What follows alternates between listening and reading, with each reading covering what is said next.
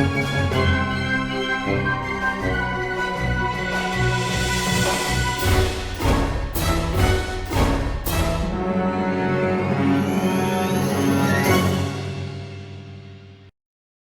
guys, it's your humble host, or Kid if you prefer. So I'm back with another video. Yes, it's going to be another heavy topic.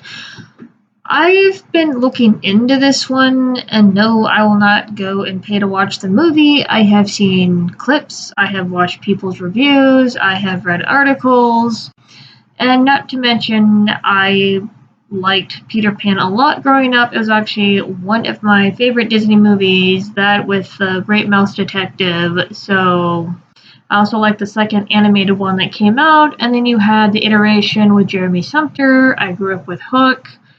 I've even seen the weird British version where Bob Hoskins is also Smee in that.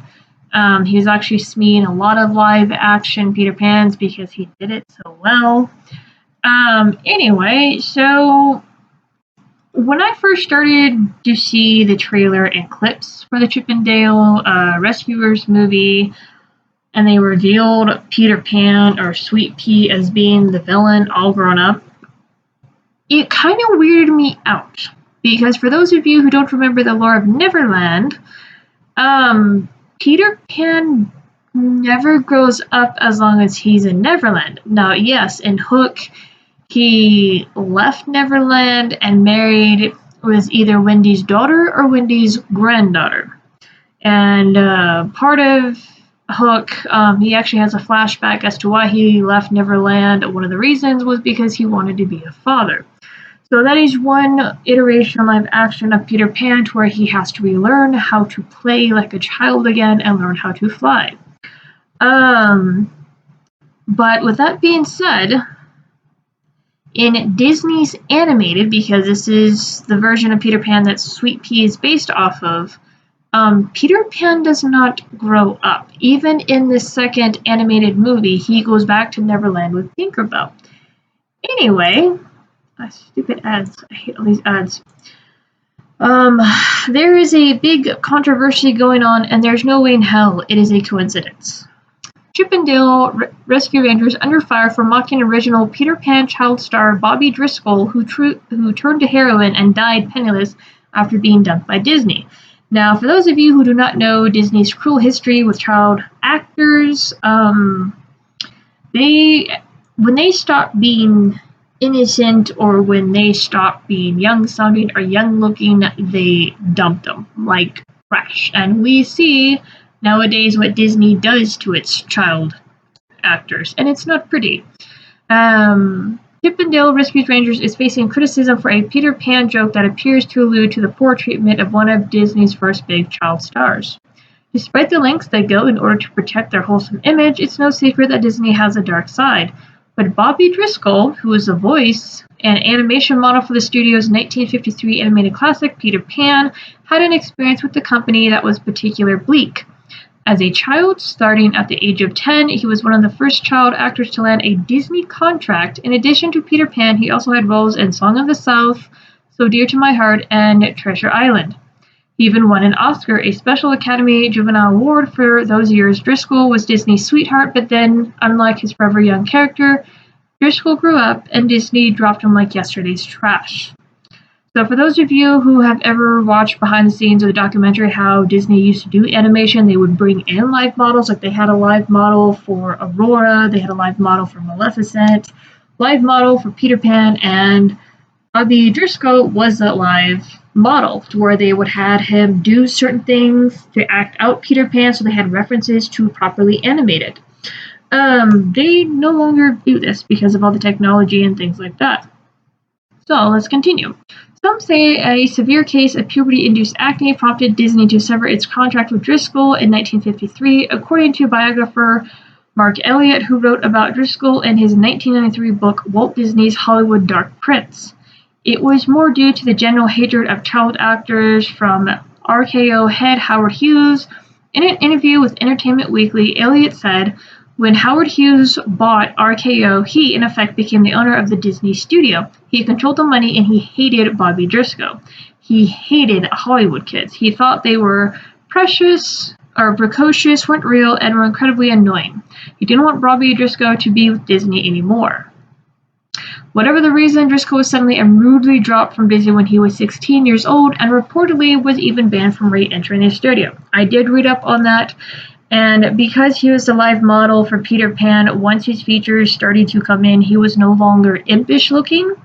The acne, the voice, he did not sound young as he did when he voiced Peter Pan, so they did drop him from what I read. That same year, Driscoll moved out of his parents' house to New York City to study acting. It didn't go well. Despite some TV roles, Driscoll never recovered from his traumatic experience as a child actor. In a 1961 magazine article titled The Nightmare Life of an Ex-Child Star, an adult Driscoll wrote, "I was lonely most of the time. A child's actor childhood is not a normal one. People continue saying, 'What a cute little boy,' creates innate conceit, but the adulation is only one part of it. Other kids proved themselves once, but I had to prove myself twice with everyone." In that same article, Driscoll described his marriage dissolving and becoming virtually homeless. 4 years later, a 31 Driscoll was found dead on a New York City park bench surrounded by beer bottles. He died from hardened arteries, a side effect of heroin use. His own mother didn't know he had died until a year and a half. Oh, I thought it was a month. After he was found, and the public wasn't alerted to his death until the re-release of Song of the South in 1972. In an ambiguously tragic story, and if you know Driscoll's story, it makes the jokes about Peter Pan in the new Chip and Dale movie a lot less funny. Sure, the new live-action animation hybrid takes a lot of shots at a lot of Disney properties, as well as a few non-Disney properties like Paramount scrapped ugly Sonic the Hedgehog design. But in the context of Driscoll's treatment at Disney, the presence of an old, overweight, hairy Peter Pan who goes by the name Sweet Pete and runs an illegal bootleg operation after being tossed aside by the studio feels a tad insensitive. Tad is an understatement. Like I said, when I started to see the trailer, Peter Pan being aged really stuck out as weird to me. It's like it didn't make sense. And spoiler alert, because I have seen clips, there is actually a scene later in the movie to where Peter Pan bumps into one of his lost boys, Cubby. Cubby is not aged and even makes the comment, Peter Pan, is that you're old, to where Cubby kind of recoils as he's being held up by Peter Pan's polar bear minion, and Peter Pan goes, "Death comes for us all, kid." You know, I got my big break when I was just a kid. I got cast in the biggest movie in the world as a boy who wouldn't grow up. Peter Pan, Sweet Pea, voiced by Will Arnett, explains to the Chipmunks. "I've never been so happy in my entire life. Then I got older, and then they threw me away like I was nothing. I was scared, desperate, and alone," says Sweet Pete. "So I decided to take the power back and make my own bootleg movie. I called it Flying Bedroom Boy, and guess what? It worked. I made lots of money, so I recruited other tunes to star in more movies, and bangarang, now I run my own bootleg movie studio." Bangarang, for those of you who do not remember what that is a reference to a hook. That is something both Rufio and Peter Pan would scream at each other. Now I get to decide who's a star and who gets thrown in the trash. So, just in case you might think this is all a coincidence, and people are trying to write this off, even Saber Spark, which is like, no, there's no way in hell. I'm sorry. This is way, like, I dug into, like I said, the backstory of Bobby Driscoll. I started to watch coverage of the controversy unfolding, because, like I said, Peter Pan being aged to me was weird, and then after I learned the story, getting further confirmation of the story plot, like with Peter Pan's machine, which can warp Disney characters to look like knockoff versions of themselves, and people were asking, well, how come Peter Pan didn't do this to himself in the movie? It's a plot hole, and it doesn't make sense. And it just, some of the lines that Sweet Pea has, like Cubby recoiling, it's like, "Oh my god, you're old." It's almost like Disney going, "Oh my god, you're old, you're no longer good." Like, this is not a coincidence. Like, look at this. Okay, so let me finish reading this, and we'll look at this image. That writers Dan Greger and Doug Mann weren't aware of Driscoll when they wrote this particular meta joke in the movie.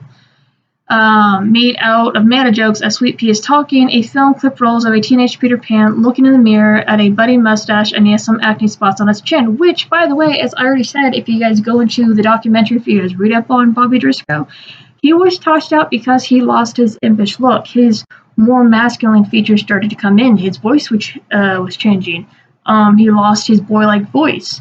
Acne. So the fact that they have this scene where Peter Pan's looking in the mirror doing this, dude, this is beyond disgusting. I just, like I said, Peter Pan was one of my favorite movies growing up. That, along with The Great Mouse Detective, and just the trailer, it was weird. I'm like, why is Peter Pan aged like this? And then getting further confirmation with seeing Cubby in the movie, not age, which was one of his lost boys. And for those of you who don't remember which one Cubby is, Cubby's the one that wears the little bear suit in Peter Pan 1 and 2, and he's the one that's being held up by the polar bear if you have seen this new Chip and Dale Rescue Rangers movie. I will not be watching this shit. This is beyond disgusting. It feels like too specific a reference to be a coincidence, and yeah, it's not a coincidence. Data reached out to Disney for comment as to whether or not the Peter Pan reference in the Chip and Dale movie was an intentional nod to Bobby Driscoll, but not hear back before the time of publication. So yeah, they I don't know why they took a shot at Bobby Driscoll. I really don't know. The punches don't stop there. While Dale, voiced by John Mulaney, expresses sympathy for this bitter, broken down, sweet Pete, he nonetheless becomes the movie's villain, whom the Chipmunks must defeat to rescue their kidnapped friend, and like any Disney villain, he gets his comeuppance in the end. Over the credits, as a cheery pop cover of the Rescue Rangers theme song plays, we see a fake ad for a documentary titled The Boy Who Grew Up, featuring a distraught, disfigured Peter Pan on the movie's poster. Okay, yeah, I will definitely not be watching that, because if they really stuck that shit in the credits, and at this point I believe it because of the other crap, why the hell did you take a shot at this? And I do have a theory, because of the other stuff we've been seeing Disney do with their straight white male characters. I kind of have a theory that has something kind of to do with that. Let's continue on before we talk about that. Viewers of the movie pointed out reference on Twitter, calling out the film for making a joke in poor taste, with one user calling the joke disgusting. After getting terminated, he fell into really bad substance abuse for years and years until dying alone, homeless at the age of 31. At the time of his death, no one recognized him, and he was buried in an unmarked pauper grave. And from what I also read too, is when his mother discovered that he was dead, they could not find his body, because he was in an unmarked grave. So yeah, his mother never got proper closure. So the fact that in Disney's reference heavy, we don't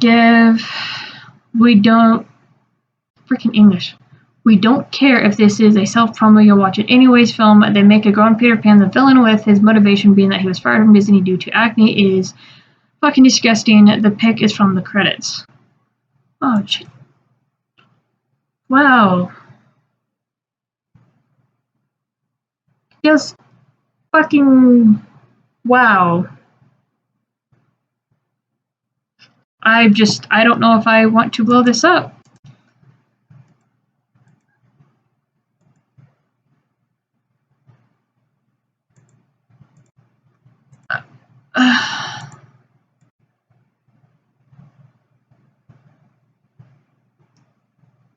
I'm thoroughly speechless, because that is beyond fucked up.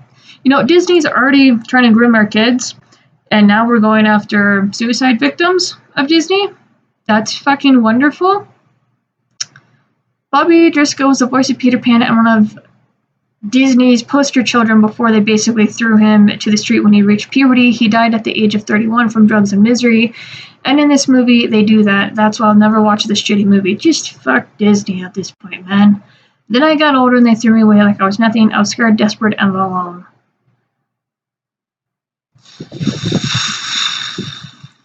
Oh boy.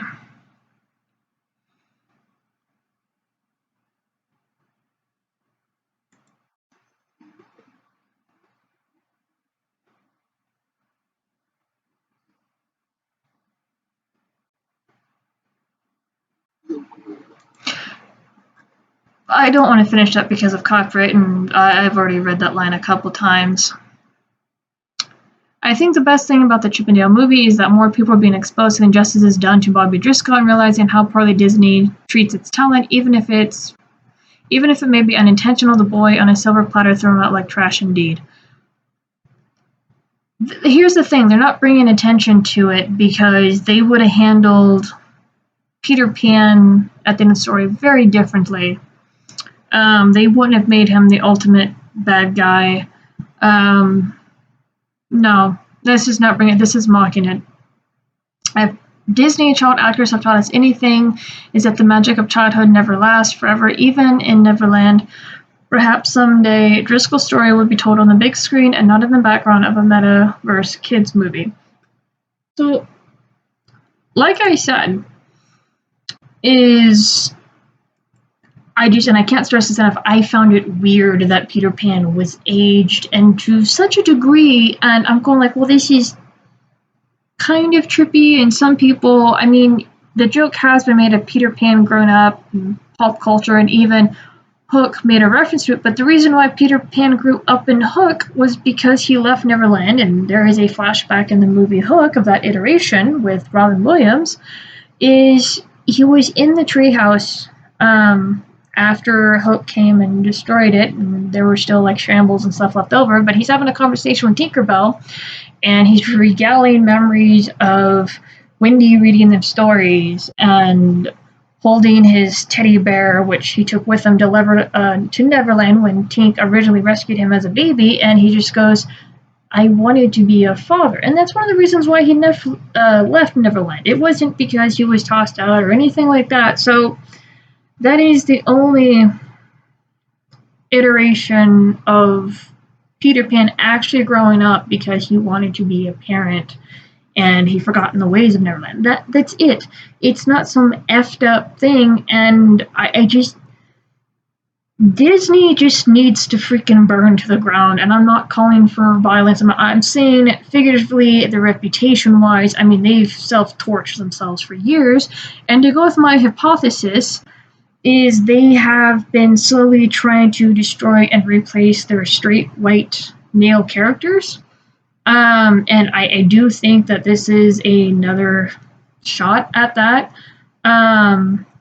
Simply because Peter Pan was boyish, you had natural masculinity, you had natural boyhood. Of course, boys don't want to grow up. Children don't want to grow up in general.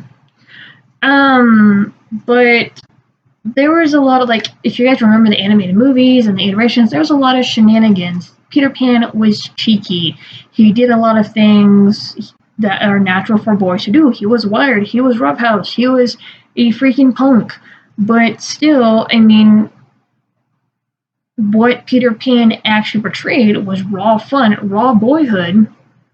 And there has been such an attack of natural masculinity, calling everything about it toxic, to now we have complete and utter destruction of a childhood icon.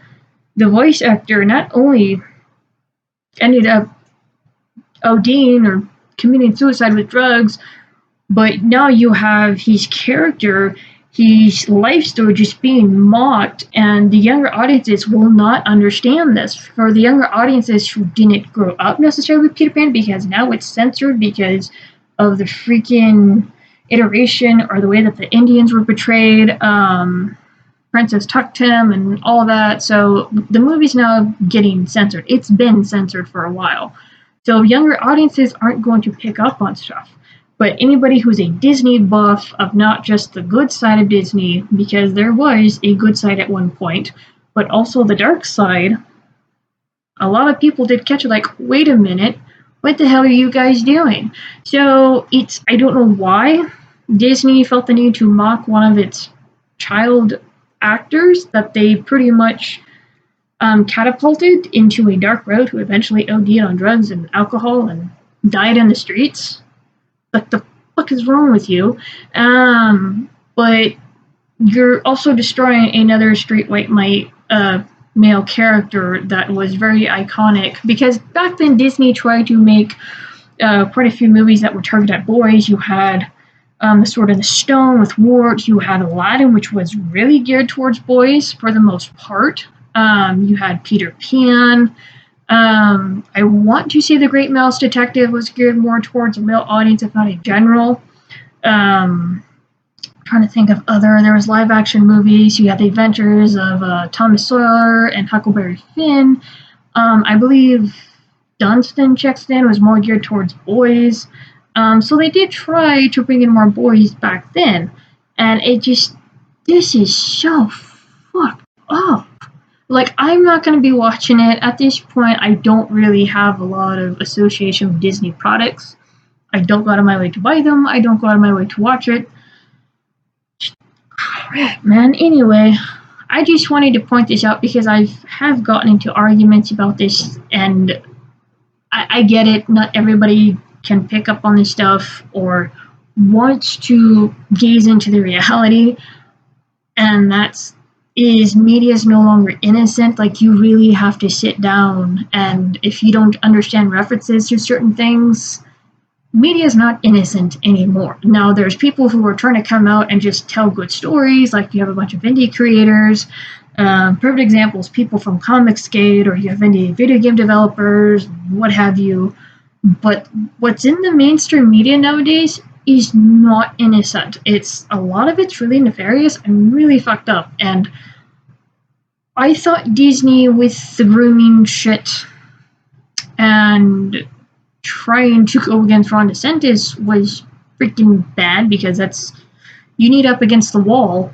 But wow, just fucking wow. I'm done. I am so done. It's a hot and contested topic, but I'm glad it's being talked about more and more. And as I said, because I've already repeated it multiple times in this video, Peter Pan being aged was weird to me, and there was something really off about it, and I just went, oh my gosh, after I found out the real reason why. So with that being said, whether or not you decide to watch that heinous piece of garbage is completely up to you. I'm not going to judge you either way, but yeah, start paying more attention to what you're really watching. I'm dead serious, because it's not innocent anymore. Don't care what anybody says.